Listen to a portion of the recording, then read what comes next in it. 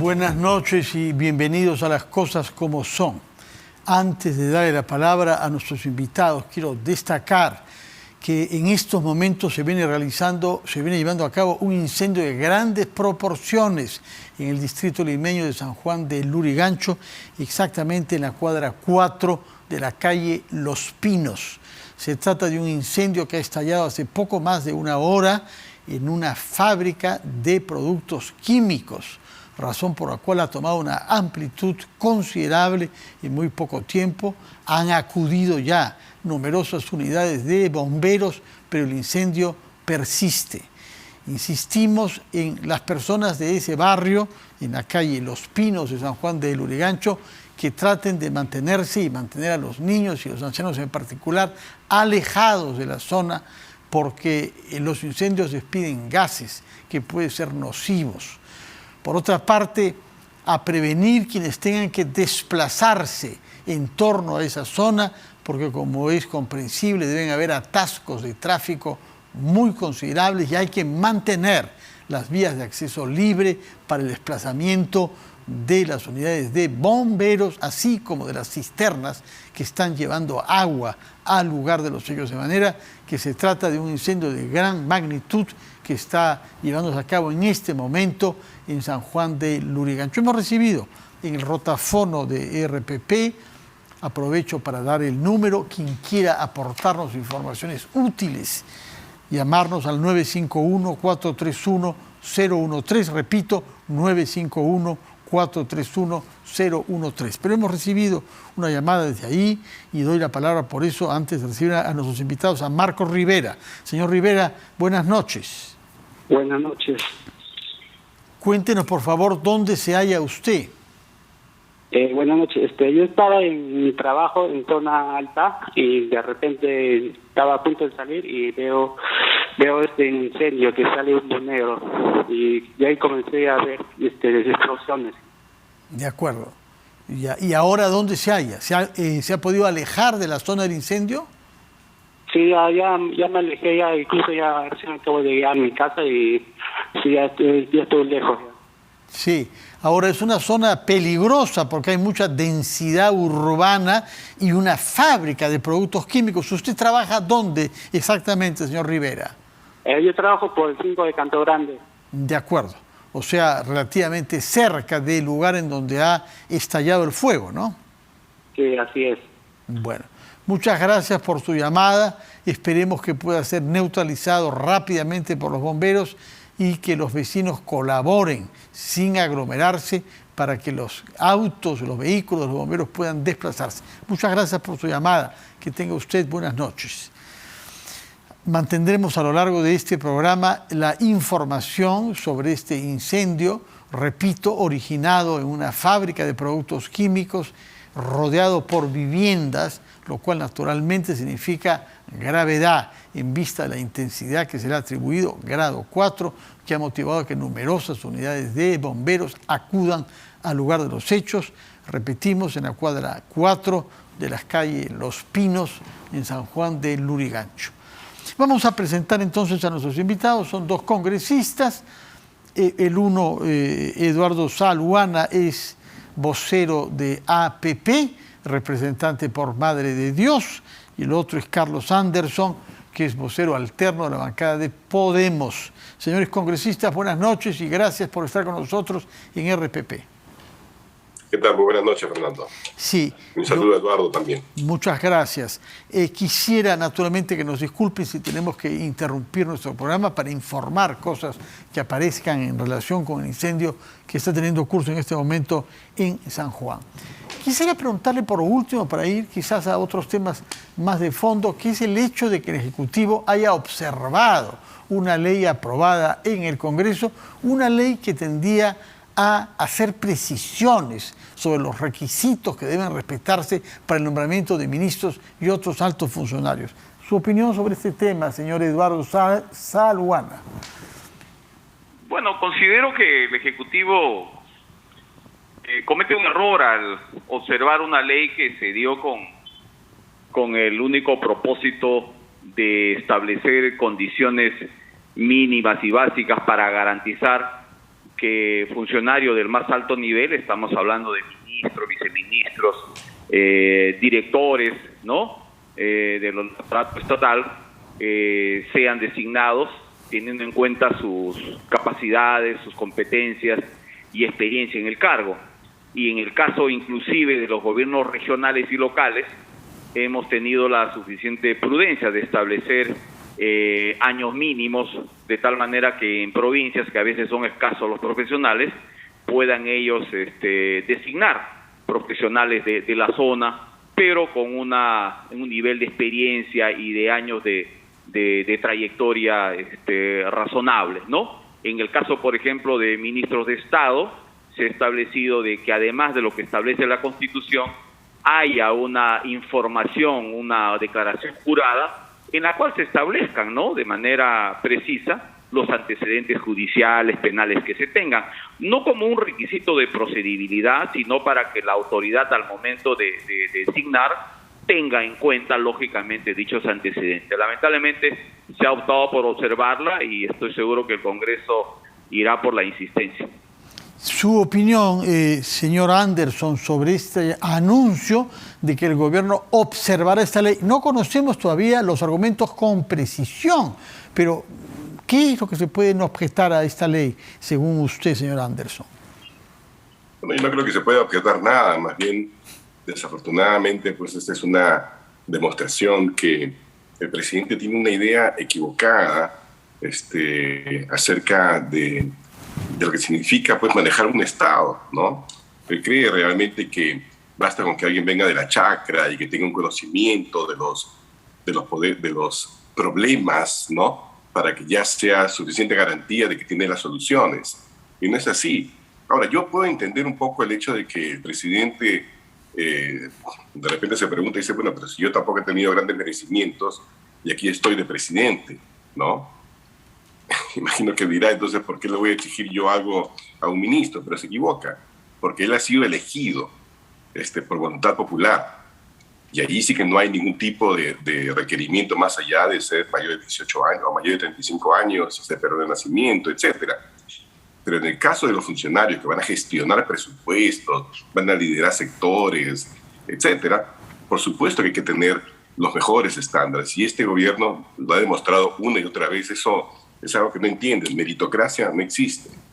Esta es una demostración de eso. ¿A usted le parece también, como ha sugerido el congresista Saluana, que vamos hacia una aprobación de la ley por insistencia? Sí, por supuesto, definitivamente. Fue aprobada, por lo demás, por una mayoría considerable, creo que 75 votos a favor, ¿no? ¿Perdón? Creo que fue aprobada la ley por ustedes por una mayoría considerable de 75 votos a favor. No recuerdo exactamente el número de votos. Sí. Bueno, y mientras tanto, estamos a la espera justamente de que se nombre a un nuevo ministro de Transportes y Comunicaciones. Este ministerio es clave porque de todos los ministerios, de todos los sectores, es el que tiene mayor presupuesto de inversión. Van 3 días, no tenemos ninguna noticia, han visitado al presidente algunas personas, como el secretario general de ese ministerio, pero sigue la incertidumbre. Su opinión, señor Saluana, sobre el perfil que debería tener el ministro, le guste o no al presidente Castillo, que sea necesario definir un perfil para que corresponda con la función. Bueno, efectivamente, nosotros creemos y creo que es el pensamiento y la forma de entender el ejercicio de la función pública, sobre todo en un cargo tan importante como titular de una cartera ministerial, el que sea un ciudadano, con un profesional, con experiencia, con especialidad en los temas y en las materias que va a conocer, en este caso transportes y comunicaciones, que tenga un prestigio personal, que tenga un conocimiento y un expertise que lo haga un funcionario que realmente va a aportar en el desarrollo, en el manejo de un portafolio que tiene uno de los mayores presupuestos de la República. En este caso estamos hablando de un promedio de 13.500 millones de soles, y que tiene que ver pues con proyectos, con puentes, carreteras, telecomunicaciones, y que maneja proyectos a nivel nacional, que coordina con gobiernos regionales, con municipios, ¿no? Y tengo entendido, por ejemplo, y algo que me preocupa y lo hago público, es que aparentemente sería designado quien estaba desempeñándose como secretario general del propio Ministerio de Transportes y Comunicaciones, ¿no? Sí. Y creo que este funcionario inclusive ha sido materia de denuncias ya periodísticas en las semanas anteriores. De ser así, creo que empezaríamos esta designación ya con serios problemas por los motivos que le estoy señalando, ¿no? Ahora, el que sea, por ejemplo, militante del partido político, que sea de Perú Libre, no sería un problema en la medida que sea un ciudadano capaz, competente y con experiencia. Usted hace referencia al señor Bustamante Coronado, nacido por pura casualidad, claro, en Chota, ¿no? Efectivamente, Fernando, esa es la información que se ha filtrado, y realmente, de ser así, creo que tendría problemas desde el principio, ¿no?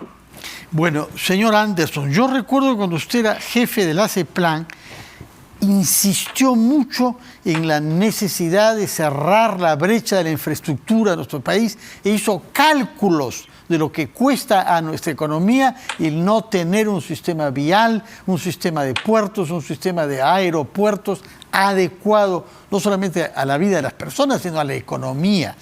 Y todo eso se ha agravado. En los últimos años tenemos un déficit mayor. Yo quisiera que nos diga usted cuáles son las tareas prioritarias, más allá de la persona, que deben corresponder a la persona que sea nombrada en ese puesto. Puesto de lo que ha hecho el señor Silva durante 7 meses, no tenemos grandes conocimientos, no tenemos grandes resultados, ¿no? Excepto esta oposición a la reforma del transporte. Efectivamente, mira, y qué bien que hayas planteado la pregunta de la forma como la has hecho, porque la ciudadanía tiene que entender que el hecho de que uno se demore no 30 minutos, sino 2 horas en llegar a un lugar, tiene un tremendo costo para la economía. Sí, efectivamente, en el 2013, cuando empezamos a ver el tema de infraestructura, ya para entonces la brecha era inmensa, era, no sé, 150.000 millones de soles, algo por el estilo. La brecha solamente se ha ido ensanchando, y estoy hablando de todo, por supuesto, todo tipo de brecha, ¿verdad? Es una lástima realmente que eso no se entienda, que no se entienda que no existe ciudad moderna, productiva, si no ha solucionado el problema del transporte.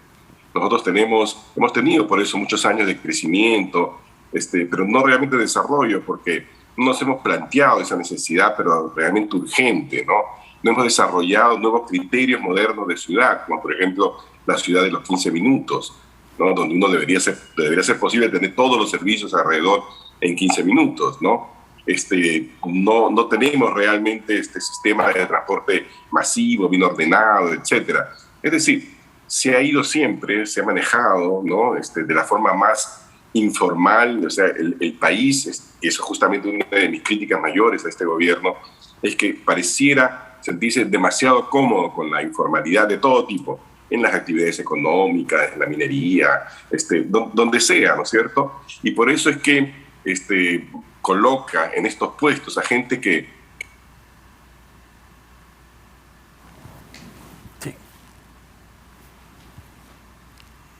Sí. Señor Anderson, disculpe que lo interrumpa un instante. Vamos a hablar con el comandante del Cuerpo de Bomberos, Mario Casareto, que nos va a poder hacer algunas precisiones sobre lo que está pasando. Comandante Casareto, muy buenas noches, bienvenido a RPP. ¿Cómo está? Me gusta saludarlo, señor Carvalho. Para mí, señor Casareto, díganos dónde está, por favor, en este momento. Estamos en San Juan del Lurigancho, en la calle Los Pinos, en un incendio de proporciones. Sí. Hemos clasificado número 4, código 4, que significa apoyo masivo de todas las comandancias de Lima Sur, Lima Norte, Lima Centro. Sí. ¿Cuántas unidades hay presentes ahora en torno al incendio, comandante Casareto? Tenemos 25 unidades hasta ahorita. No podemos controlar un incendio en una fábrica de productos químicos que lamentablemente ha complicado viviendas que están prácticamente colindantes con esta fábrica, que ha almacenado productos químicos en grandes cantidades, y por la temperatura cada 3 minutos se produce una explosión, una deflagración inmensa, hongos de candela que no nos permiten todavía poder controlar 4 puntos: derecha viviendas, izquierda viviendas, parte posterior viviendas, y la fábrica en sí comprometida totalmente. De acuerdo. ¿Tienen suficiente agua? Estamos viendo imágenes en este momento en la pantalla. A la piscina, vamos a abastecer a la plataforma 28. Entonces, yo espero que salga esa y abastece ahí esa piscina, por favor. Gracias. Que pase la plataforma. Disculpe, señor Carvalho. Sí, si es que no lo interrumpo, no sé si puede hablarnos un instante. ¿Agua tienen suficiente? No hemos tenido agua. Eso nos ha perjudicado prácticamente porque la zona no tenía caudal.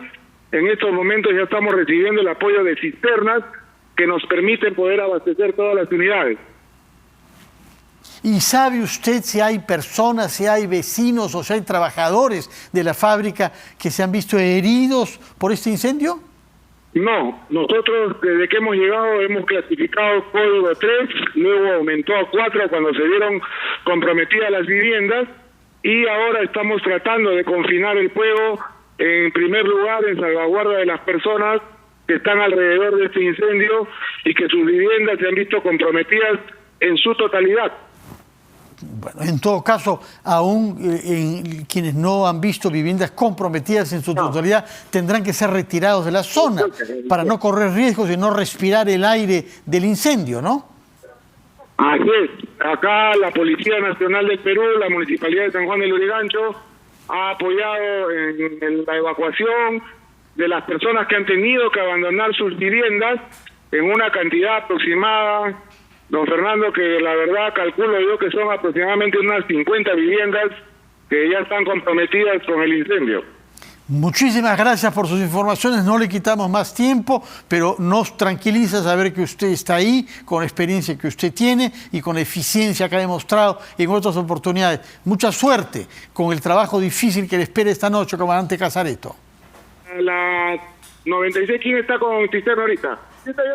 Muchas gracias. Ha sido el comandante Mario Casareto del Cuerpo de Bomberos quien se halla en el lugar de los hechos donde se ha producido este incendio en una fábrica de productos químicos en San Juan del Lurigancho. Retomamos nuestra conversación. Habíamos interrumpido al señor Carlos Ardenso, razón por la cual yo le pido disculpas, y lo que quería hacer es centrar los objetivos que quien sea el ministro de Transportes y Comunicaciones, debe asumir. Yo recuerdo que el presidente Francisco Sagasti fijó 3 prioridades en la infraestructura del Perú, entre ellas carretera central nueva hacia el Valle del Mantaro y Maje-Sihuas.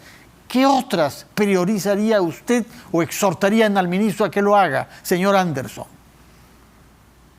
El tema del transporte en todas las ciudades principales del país. No podemos seguir en este estado de cosas, por más que alguien me diga que esto cuesta mucho dinero, nos cuesta muchísimo más el sufrir este tipo de tardanza, de demora, de caos que tenemos. Pero de la mano con este tema de la infraestructura está el tema de la formalidad. Tenemos que recuperar la formalidad en el país. No es posible que el 70% del transporte nacional sea informal y estemos, pero como que si este fuera el estado de cosas normal. No, hay muertes, hay crímenes, hay todo tipo de delincuencia asociada con esta informalidad y esta ilegalidad. Así que, más bien, yo creo que lo que deberíamos tener es por lo menos un ministro que sea en sí mismo, ¿no? Un símbolo de la necesidad de formalizar el sistema de transporte, en general el transporte en las ciudades del país. Ojalá que su expectativa se vea satisfecha. Será difícil dar con estas personas, sobre todo si el Ejecutivo no quiere que se precisen qué requisitos deben cumplir para nombrar a alguien en una responsabilidad de esa envergadura. Señor Saluana, usted es representante por Madre de Dios, es el único por lo demás, porque es la única región que tiene un solo congresista. Y ha tenido esta misma responsabilidad el año 90, o sea que conoce cómo ha evolucionado en los últimos 32 años la región de Madre de Dios, la más pequeña desde el punto de vista poblacional de nuestro país, y sabe cuánto hemos mejorado o no en temas viales y de infraestructura en Madre de Dios. Díganos, por favor, contra qué inercia hay que combatir para garantizar que desde ese punto de vista avancemos hacia menos desigualdad en el Perú. Sí, efectivamente, en el caso de Madre de Dios, Fernando, y sobre todo en el periodo del 2001 al 2006, se ejecutaron las carreteras oceánicas, ¿no? Que luego se vieron digamos, empañadas por los temas de corrupción que ya conocemos, pero en el caso concreto de Cusco, Puno y Madre de Dios, por ejemplo, ahora gozamos de una interconexión, ¿no? Madre de Dios era un departamento aislado, marginado, y ahora tenemos una carretera que nos une con el resto del país y que nos conecta con Brasil y Bolivia, ¿no? También se construyó la Interoceánica Norte, o sea que por ese lado se avanzó por lo menos en lo que era una necesidad vial muy importante. Como bien dice Carlos, el tema de infraestructura tiene que ver muchísimo pues con el desarrollo de los pueblos, ¿no? En la actualidad en la región necesitamos lógicamente caminos vecinales, necesitamos puentes, necesitamos interconectar a la provincia del Mano, ¿no? Que es una provincia de Madre de Dios, pero que no tiene una conexión directa con la ciudad de Puerto Maldonado, que es la capital, ¿no? Otro tema también es el tema del internet, el tema de la interconectividad.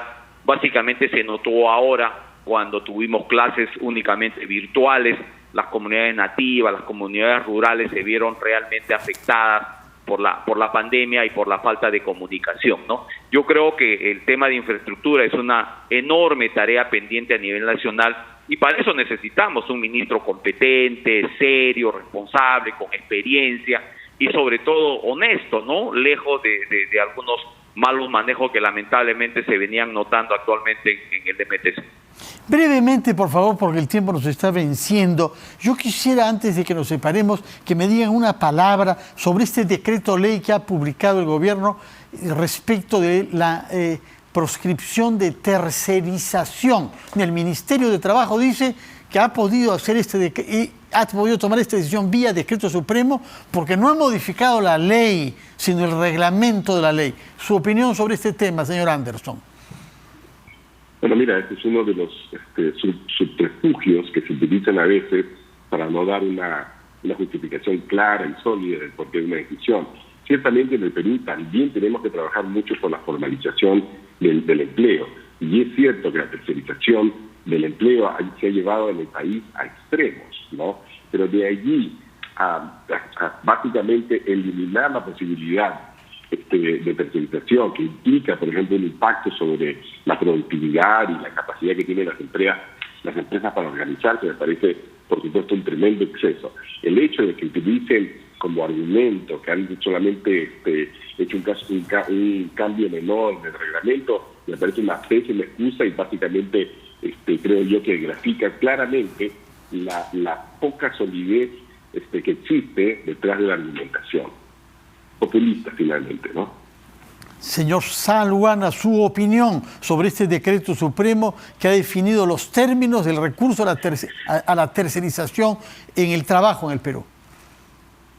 Primero, yo lo que creo es que esta norma que ha sido publicada con rango de decreto supremo va a tener que ser materia de revisión en el Congreso, porque en el fondo lo que hace es modificar indebidamente una ley. Por consiguiente, una norma de inferior categoría no lo puede hacer, ¿no? El tema de la tercerización, si bien es cierto, ha tenido algunos aspectos, digamos, negativos, tampoco podemos negar su importancia en el desarrollo y crecimiento económico en los últimos años, por tanto tiene que ser observado con mucha objetividad. Yo estuve escuchando en los 2 últimos días el debate que ustedes promovieron en Ampliación de Noticias, y creo que los especialistas consultados tienen mucha razón y el Congreso tendrá que asumir este tema, Fernando. Y rápidamente, Fernando, antes de concluir, quiero expresar mi preocupación por lo que está sucediendo en Cajamarca con los desbordes de los ríos y huaicos que están afectando varios distritos y provincias en ese departamento. Mi congresista Edith Julón ha alertado y nos ha pedido utilizar las ondas de RPP para llamar la atención del gobierno y esperar que se declare en emergencia para que el apoyo llegue de inmediato a los hermanos de Cajamarca. Con todo gusto lo hacemos, señor Saluana. Es importante que enfatice eso.